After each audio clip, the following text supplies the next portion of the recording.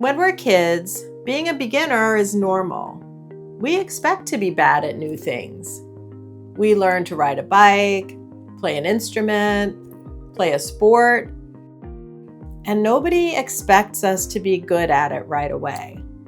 But somewhere along the way, many of us stop being willing to be a beginner. We get older, and suddenly being bad at something feels uncomfortable. But lately, I've been wondering if being a beginner again might be one of the healthiest things we can do.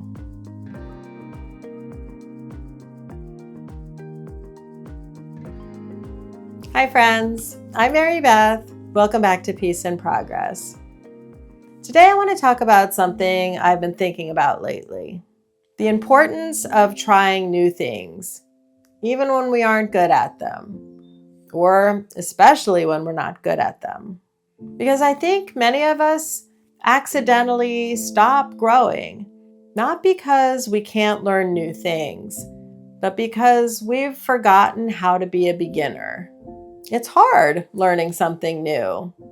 Sometimes it's a little uncomfortable, or it could be a little embarrassing when you try something new and you aren't really very good at it at first. Because of course you're probably not going to be good at it at first.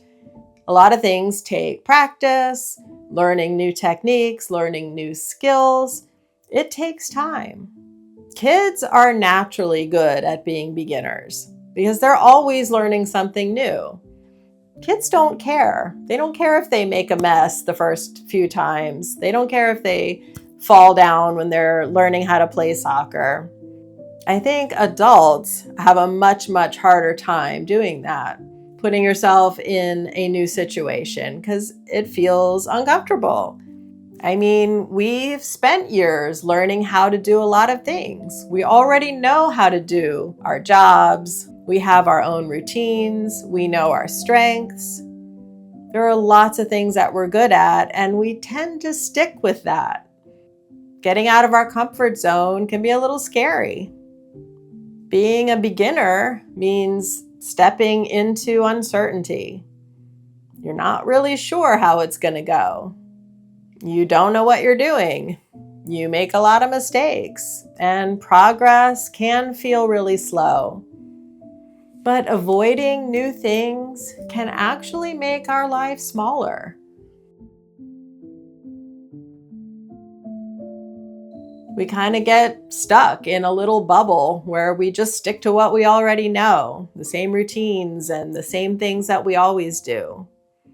There is a certain amount of excitement to trying something new.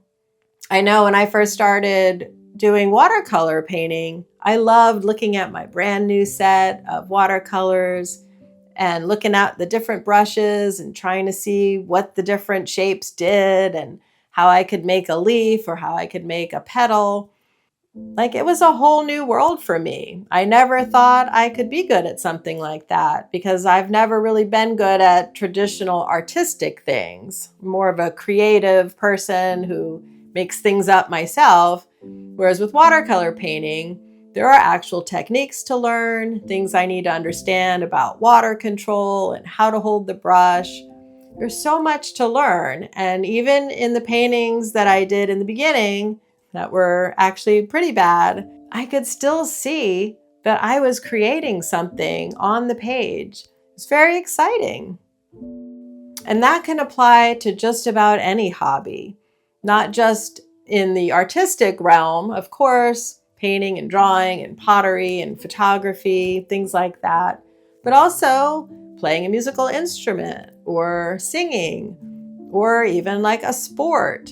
Anything that you've never done before is going to be exciting when you first start doing it. And it can be a real confidence builder. It kind of sounds a little backwards to think that trying something new and failing at it is going to build your confidence, but it's the part where you keep going and you keep progressing and you start to see little changes and things start to look better. Or if you're learning a skill like dancing or a sport, your first day, you're 2 left feet and you don't know what you're doing. But maybe after the 5th or 6th lesson, you're able to complete a simple dance. You can figure things out. And not being afraid to just try something, it really opens up a level of confidence. Even the real small successes feel big. And I think sometimes we avoid new hobbies because we think, what is the point of this really? What am I going to do with 10 misshapen pottery pieces or a bunch of bad paintings? Or if I learn how to dance, I'm never going to be a professional dancer. I'll never be up on stage. So what's the point? The point is the experience of learning it, the enjoyment that you hopefully get out of working on it, and like I said, getting to see the progress. That's the point. The confidence building, the skill building, and just the enjoyment of doing the activity. Often we do the same things day after day and year after year to the point where there's just nothing exciting going on. A new hobby can fill that space of something new to look forward to be excited about, and to spend your time doing. It's a lot better than just watching TV or scrolling on your phone. Trying something new expands your mind, opens up and wakes up your creativity, makes your mind work, and your hands and your feet, everything, depending on what type of hobby that you choose. It's important to stay curious, to stay engaged, to keep your mind thinking, and learning a new skill or a new hobby definitely helps with all of that. And it's really important as we get older. So what's something that you would like to try?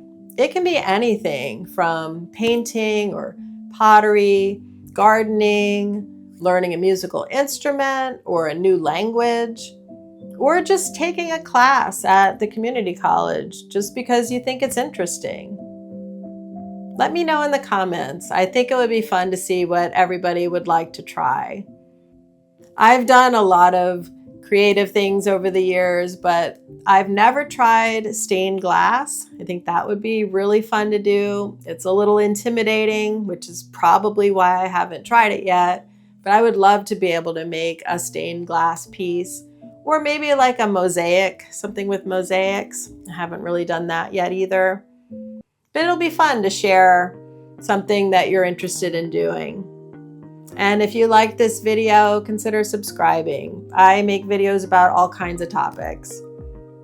And as always, take care of yourself, and I hope to see you next time.